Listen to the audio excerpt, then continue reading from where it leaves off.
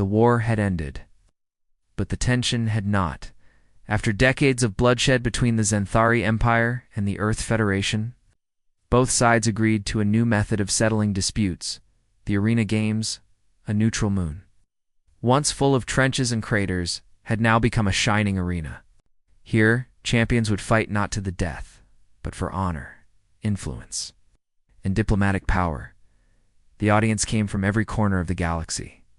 Alien nobles, rich merchants, and military commanders watched from golden balconies. Giant screens floated in the air, broadcasting the fights live. The rules were simple. One-on-one duels. No killing. No outside help. Only skill, armor, and courage would decide victory. Today was different. Today, a human had been chosen to fight the Zenthari princess herself.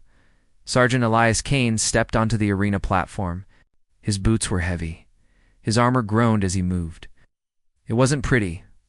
Large metal plates, thick joints, visible bolts, and cooling pipes that hissed with every step.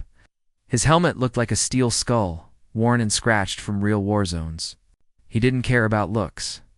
His armor was made to save lives, not to impress alien royalty.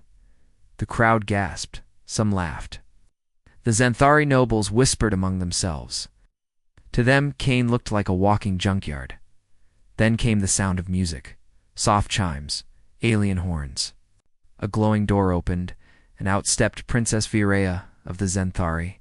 She was tall, graceful, and radiant. Armor shimmered like water, flowing smoothly with every move. It was made of living biotech light, fast, deadly. Colors shifted across her body like waves. Her helmet was sleek, her sword shaped like liquid light. The crowd cheered. Their princess was beloved. She raised a hand and smiled. Then she saw Kane. She stopped, laughed not cruelly but amused, like someone looking at an old toy. "Is that your armor?" she asked, her voice echoing through the translator systems. "Did you build it in a garage?" Kane didn't respond. Virea tilted her head. "No reply? Or are your systems too old to process sarcasm?" Kane didn't take the bait. He adjusted a dial on his wrist and took his position. The announcer's voice boomed. "Begin." Virea moved like lightning. She dashed forward, her armor flowing with her, turning her into a silver blur. Her blade came down fast, aiming for Kane's chest. Clang, sparks flew. The hit landed and bounced off. Kane didn't move. His armor absorbed the blow. No cracks. No burns. His stance remained solid. The princess stepped back, surprised. Her next few strikes came faster. One at his side, another at his knee, one aimed for the neck. Each blow was fast, precise, and beautiful. Clang, thud, clank. Kane blocked with his arm, his shoulder, even his helmet once. The crowd gasped again. He wasn't fast, but he didn't need to be. He was durable. Vera backed up, breathing a little heavier. "You're slow," she said. "You're fast," Kane replied through the speaker in his helmet. But speed fades. Metal doesn't. Kane moved now. Slowly, yes, but with purpose. His armor had a tracking system. Small red lights flashed across his HUD as he locked onto Vera's weak points. He raised his left arm and fired a low-frequency shockwave. The princess dodged, but not fully. The blast pushed her back. Her armor flared blue, protecting her, but Kane was already on her. He threw a punch. A heavy, sleek gauntlet smashing into her side. Her armor bent inward and threw her across the arena. The crowd screamed. This wasn't part of the plan. Humans weren't supposed to win. Vera stood up, angry now. She whispered something in her language, and her armor transformed, wings unfolded, and her sword became a spear. Kane adjusted his targeting again. Round 2 had begun.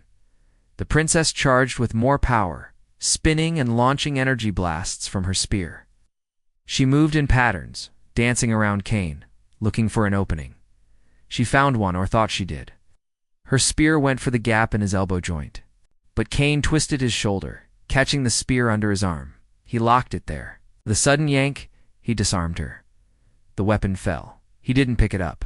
She summoned it back, using a magnetic pulse. But now her expression had changed.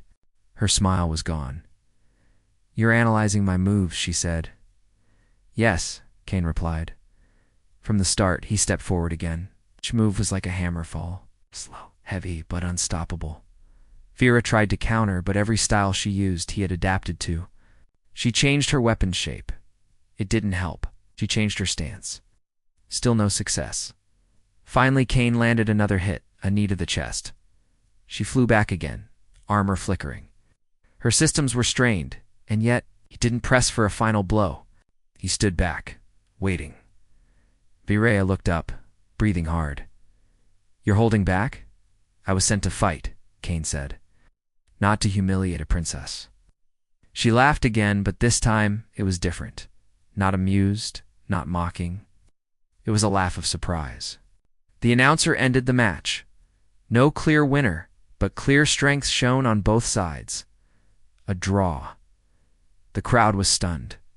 Silence spread, then applause, some slow, some confused. But it grew. Vera stood and walked toward Kane. She looked up at his scratched helmet. You're not what I expected, she said quietly. Neither are you. She leaned closer. You think your armor is ugly? It saved my life 27 times. Vera nodded, then smiled. Then maybe it's beautiful in its own way. Kane didn't answer, but his visor dimmed slightly, his version of a nod. As they walked off the platform, side by side, the camera zoomed in on the two figures, one covered in shining, elegant alien tech, and the other in clunky, old-fashioned human metal. The galaxy had just witnessed something unusual, and things would never be the same again. The duel had ended, but the shock remained. News spread across the galaxy faster than light. A human had stood toe-to with Princess Vera and survived, even matched her. The video of the fight was shared on every galactic network. Awesome. Replayed it in slow motion, highlighting the moment Kane blocked her spear with his elbow. Others focused on the final exchange, when the princess actually smiled at the ugly soldier from Earth. On the human side, people cheered in bars and homes. Soldiers in dusty uniforms raised their mugs and said, "That's Kane for you." On the Zenthari side, not everyone was happy. Some called it a disgrace. Few even called for Vera to step down, but the princess didn't hide.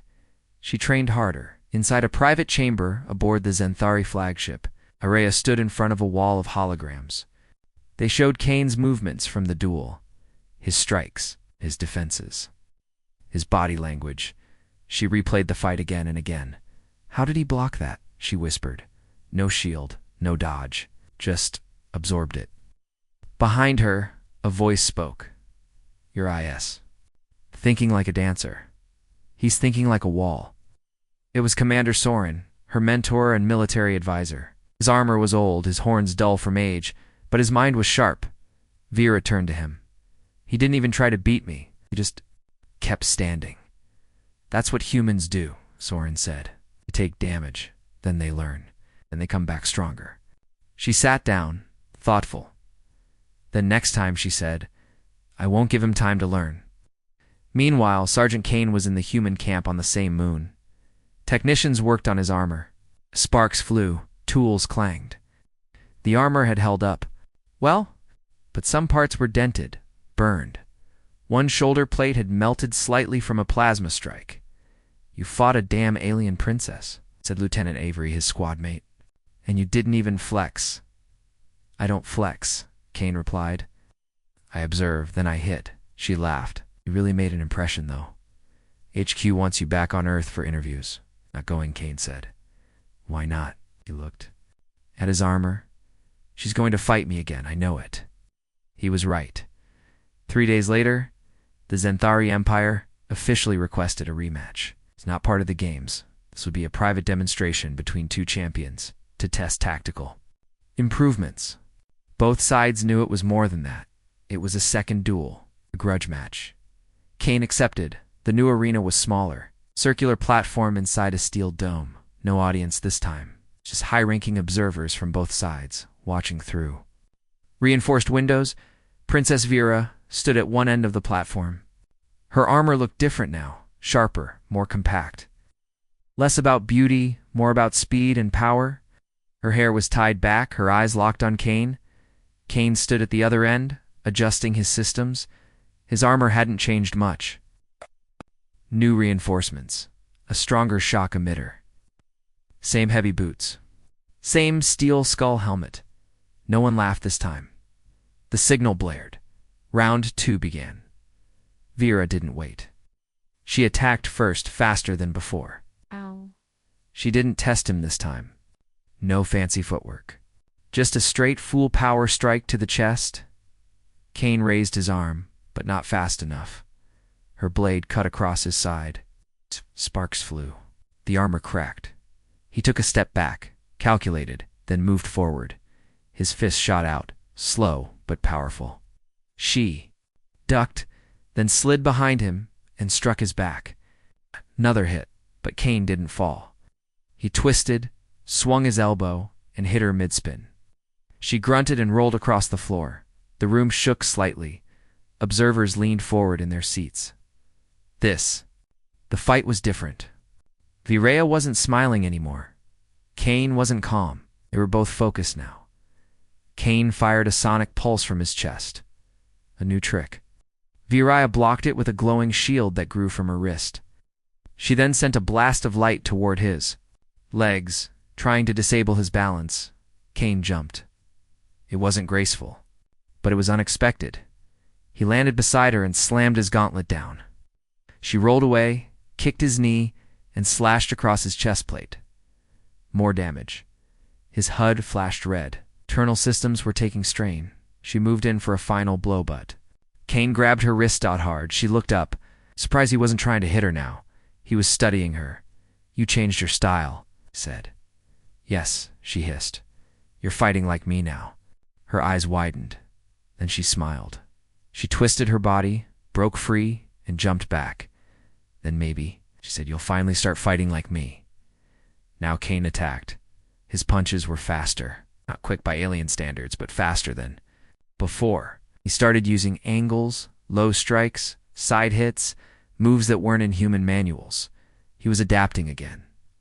Vera blocked with one arm, spun around, and countered with a double kick to his chest. His armor groaned. She landed a clean hit to his jaw, but his head didn't move. Stubborn metal, ... She muttered. Then came the turning point. Kane threw a fake punch. Vera dodged left, but the punch never came. Instead, Kane launched his right boot. Forward, a brutal kick to her stomach. Her armor cracked. She flew across the arena. Observers stood from their seats.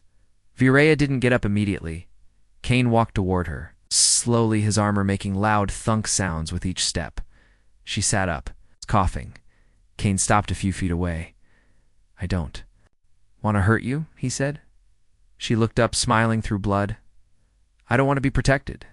Then she stood, and something unexpected happened. She raised her arms, pressed her palms together, and her armor retracted. It melted away, folding into a silver disc on her back. She stood there in her underlayer's tight, flexible suit, covering her body. No weapons, no defense. The observers gasped. Kane stood still. "What are you doing?" he asked. "Ending the duel," she said. "The way it began." She stepped forward. "No armor, no tricks, just you and me." Kane didn't respond. He looked at her, really looked. She had bruises. Her breathing was shallow. There was a burn mark on her left side. She had fought hard. He sighed and reached for his helmet with a click and hiss. He took it off. The room went quiet. For the first time, she saw his face rough, scarred, serious. His eyes were tired but sharp. "Fine," he said. "No armor." He pressed a button on his chest plate. One by one, pieces of his armor fell off, chest, arms, legs. They hit the floor with loud metallic thuds. Now he stood in his black undersuit. The same as hers, no protection, no weapons. The two soldiers faced each other, and then they bowed. The observers didn't know what to do. No one clapped, no one cheered. But something had changed. Two enemies had fought twice.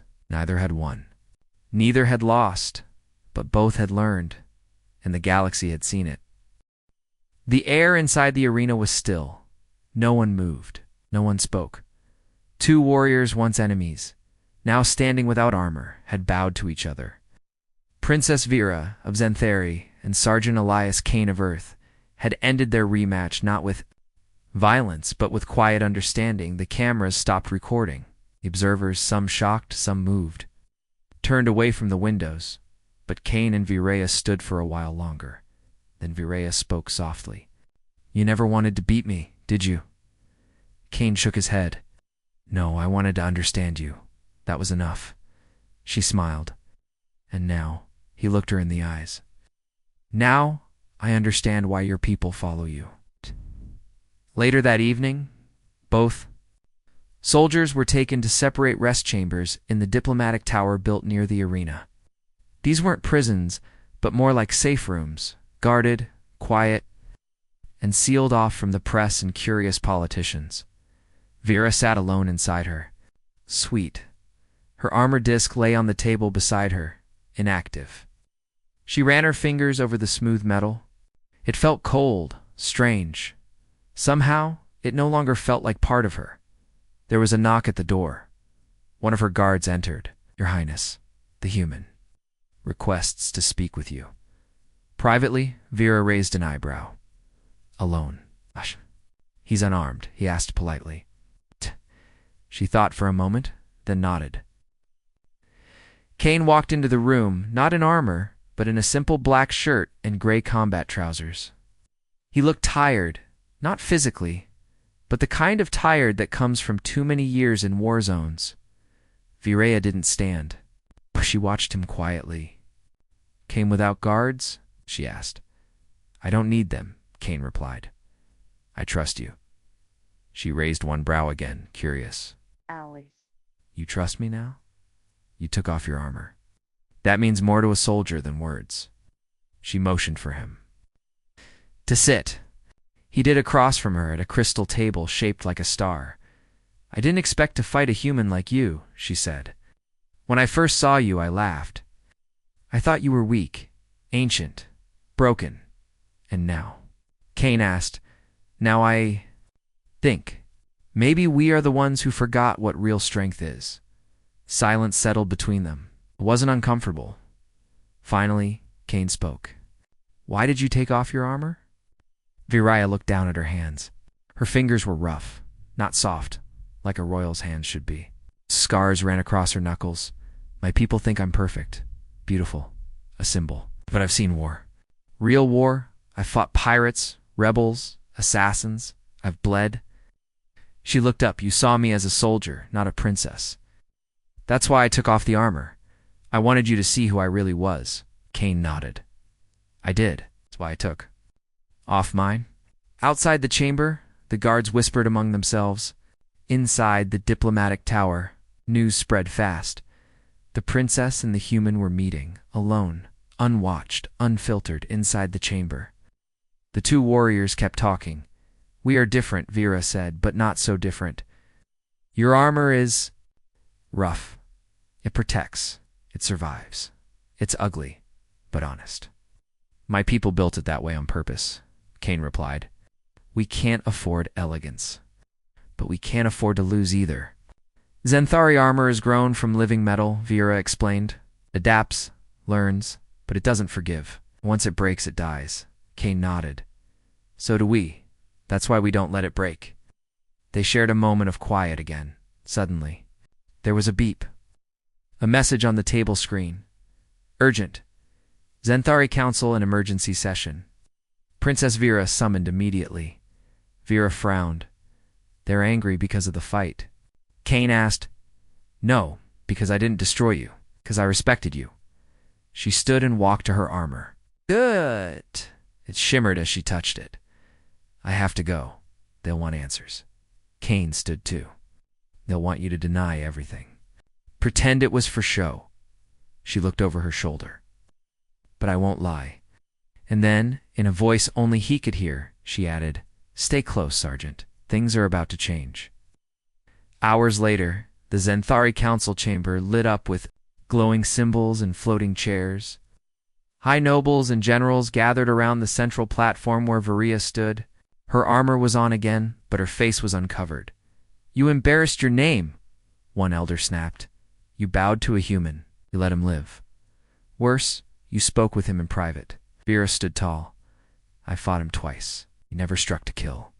He fought with control, discipline, and purpose. He could have beaten me. He chose not to." Another noble shouted. "Are you saying humans are superior?" "No," she said calmly. "I'm saying they are worthy." Gasps echoed in the room. She took another step forward. "They build armor with bolts and rust, but they stand like mountains. They fight with fire and steel, but think like machines. And when I removed my armor, the human did the same. No tricks, no fear." "What are you asking?" a general growled. "I'm asking for an alliance."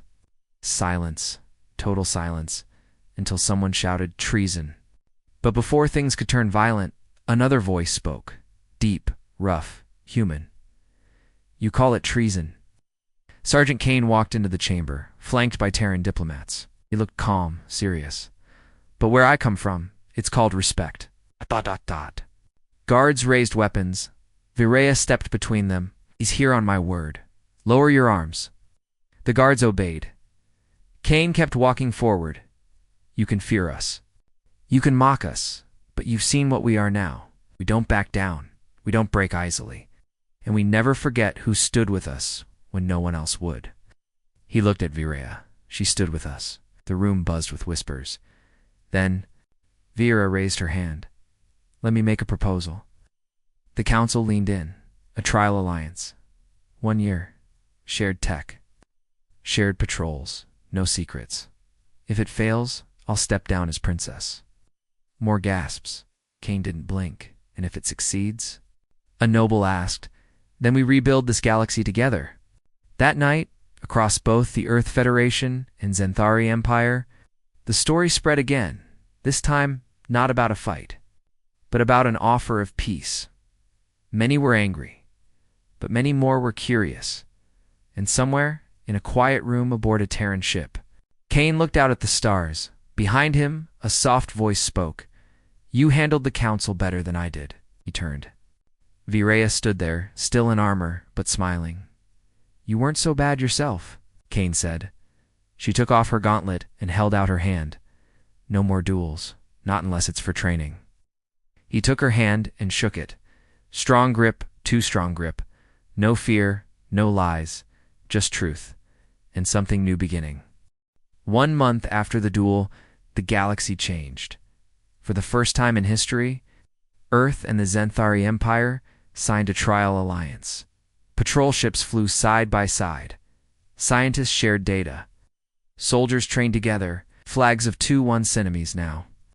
Flew side by side at outposts, but not everyone was happy. Some called Princess Vera a traitor. Some called Sergeant Kane a fool. And in the silence of deep space, far from the light of stars, dark forces began to move. Kane walked through a joint. Training base on a neutral moon called Gray Line. The place was still under construction. Half the walls were metal beams and cables. But humans and Xanthari soldiers were working side by side, running drills, fixing machines, testing weapons. He passed by a sparring room where a human marine was losing badly to a Xanthari blade dancer. A few others watched, laughing and shouting advice. Left. No right. Blocko. Too late. Kane smiled. Things weren't perfect, but they were trying. He entered the command room. Viara was already there, speaking with Commander Soren and a Terran admiral over a holoscreen. She noticed Kane and nodded. "Perfect timing. We just received a distress signal." Kane raised an eyebrow. "Where from?" "Xanthari Trade Station. Drift Point 7. It's been offline for hours." No replies.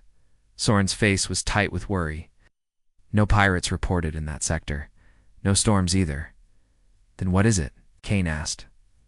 Virea looked at the screen. "That's what we're going to find out." The next day, a joint team. 5 humans. 5 Xanthari boarded a stealth ship and flew toward Drift Point 7. Kane and Virea both joined the mission. The ship's pilot, Lieutenant Avery, flew in silence. The tension was thick. As they approached the station, the screen showed a dark shape drifting in space. Lights flickered. Pieces of metal floated around it. The main docking ring was torn open. No life signs, Avery said. But something strange. Kane leaned forward. Strange how?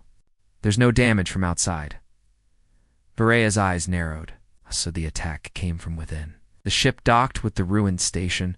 The boarding team moved in, weapons ready. Inside the station was cold, silent. Emergency lights flickered.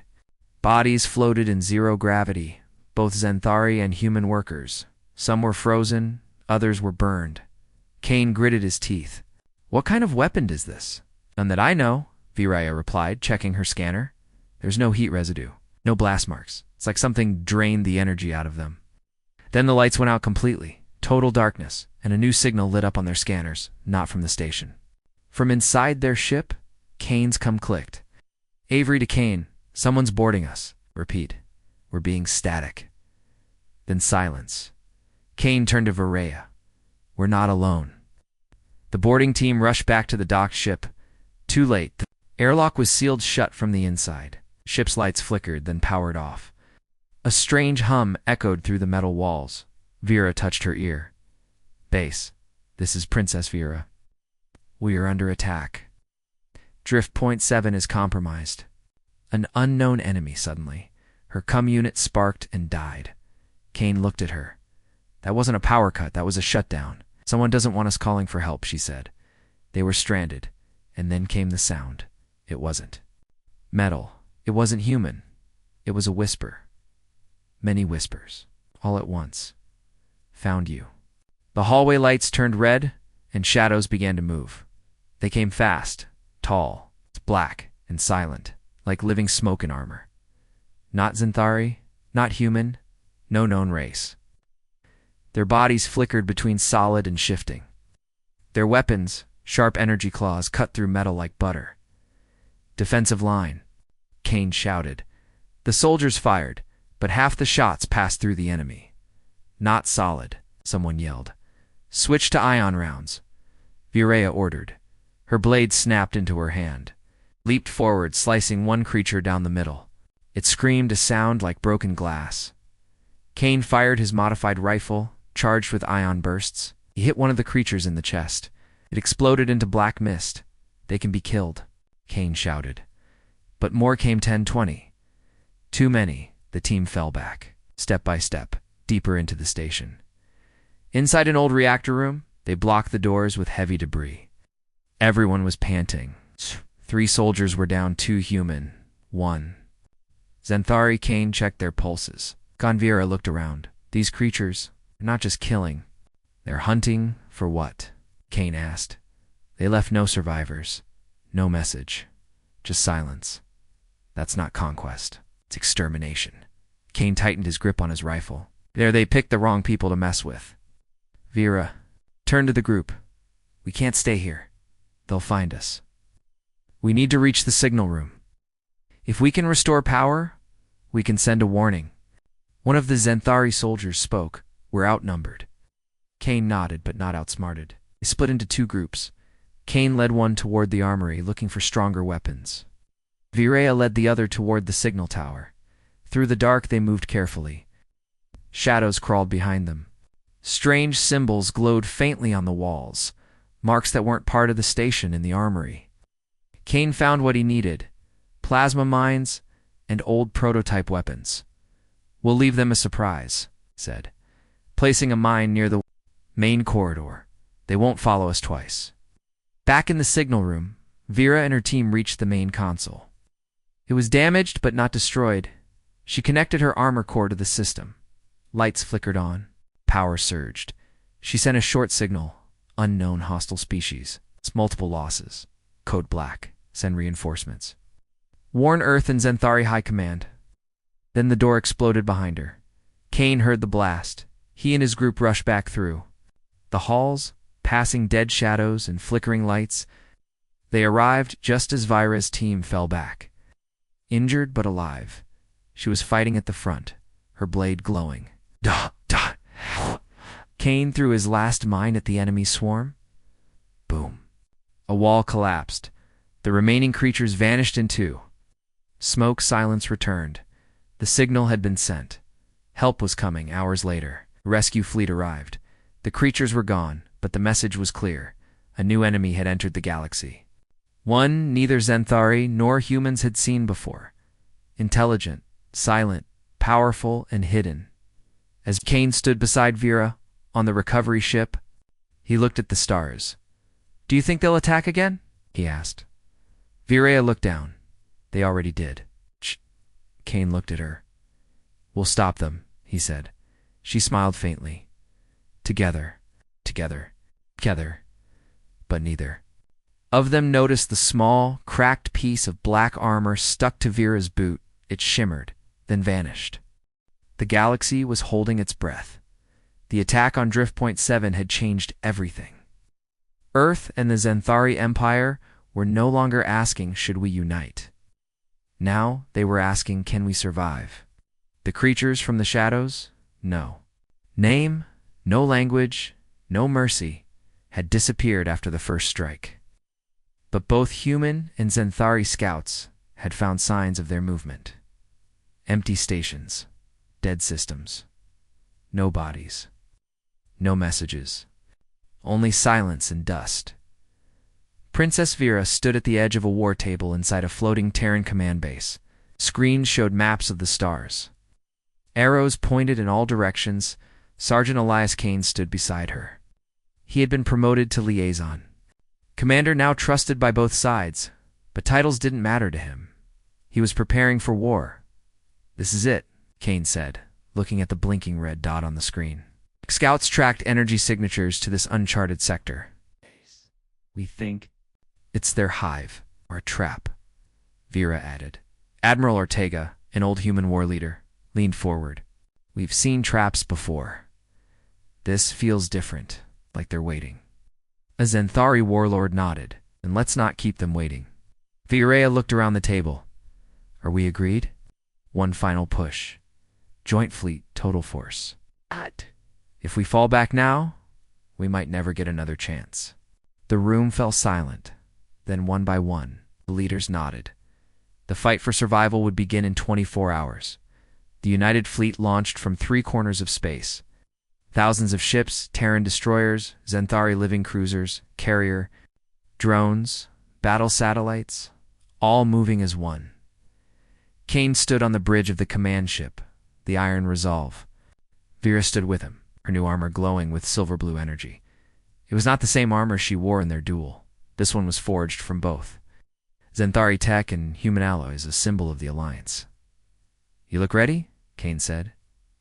Vera smiled faintly. "And you look tired." "I haven't slept in 2 days." "Then let's win this fast." As they approached the hostile zone, the stars began to disappear. Literally, one by one. Light from distant suns went dark. A Terran scientist on the bridge gasped. "They're not destroying the stars. They're covering them." Kane frowned. "With what?" The scientist shook her head. "I don't know. It's like a shadow net." Then the enemy appeared. Thousands of black ships, not built, grown, twisting, unnatural shapes. They shimmered like oil. Their engines made no sound, and they were already moving toward the fleet. "Here they come," Vera said, her blade glowing in her hand. "All units," Kane ordered. "Weapons free." The final battle had begun. The sky exploded with fire. Missiles and plasma bolts flew in all directions. Human fighters spun around enemy ships, launching EMP bursts. Xanthari dreadnoughts unleashed living storms clouds of charged energy creatures that attacked the black fleet like angry bees, but the enemy did not fight like anyone expected. They didn't dodge, they didn't retreat, they just kept coming. And when they died, their ships broke apart and reformed into smaller ones, faster, sharper, deadlier. "This isn't war," Kane said. "It's infection." Vera nodded grimly. "And we need to find the source. Now." The scouts found it deep within a swirling black cloud. Hidden inside an artificial eclipse floated a giant mass, not a ship, not a planet. but something in between. It pulsed with red light. The hive mind, Virea whispered. There. Brain Admiral Ortega gave the order, send everything. Hit it with all we have. But Kane raised a hand.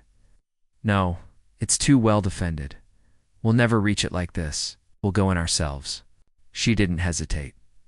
Just the two of us, and a small infiltration team. If we can get inside, maybe we can shut it down from the core. Ortega scowled. That's suicide. Kane smirked. And then let's make it count. The infiltration. Team 5 elites, handpicked from both species, flew a stealth shuttle straight into the heart of the Black Storm. Enemy ships tried to stop them, but most were busy with the main fleet. The decoy worked inside the hive structure. Gravity twisted. Light bent. Felt like swimming through a nightmare. The walls were alive, breathing, moving. Stay focused, Kane said. We're looking for a power core, control node, anything we can overload. But then the whispers returned, soft at first, then louder. You don't belong. One soldier dropped his weapon and screamed, then the wall grabbed. He was gone in seconds. Move, Vera shouted. Don't stop! They ran through the twisting corridors, cutting through shadow guards and strange tendrils that reached from the ceiling. Finally, they reached a central chamber. Inside floated a single giant crystal, black and red, pulsing like a heart. Virea stepped forward. This is it. Kane set down the charges. Blow this, and the whole thing falls. But then the voice came again. Not a whisper, a roar. You cannot destroy what you don't understand. The crystal lit up, a shape formed. From smoke and lightning, the source of the hive, a being of pure shadow.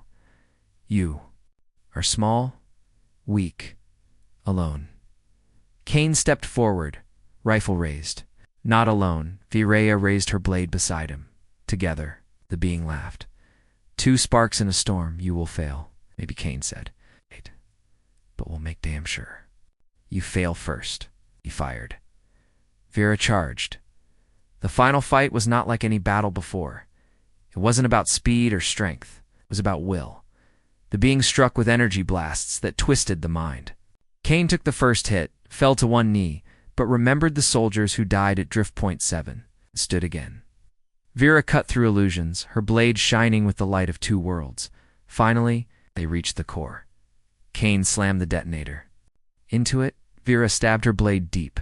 The creature screamed. The chamber shook. Run, Kane shouted. They sprinted out just as the core exploded red light. Bursting through the hive like fire through dry leaves, the Black Storm began to collapse. The hive fell apart, and across the stars, Shadow Fleet stopped moving, then crumbled, gone back. On the Iron Resolve, cheers broke out across the ship. We did it, someone shouted. They're gone. Vera stood beside Kane in the med bay, bruised but alive. He grinned at her. I think my armor looks funny. She smiled. Saved my life today. He looked at her armor, cracked and dented. Yours too, eh? Sat in silence for a while. Then she asked, what now? Kane looked at the stars, now shining again. Now we rebuild, together.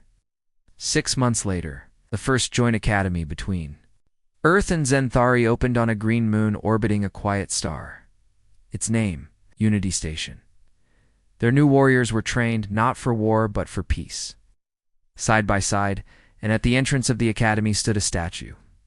2 figures, a human soldier and an alien princess, both without armor, standing strong, together.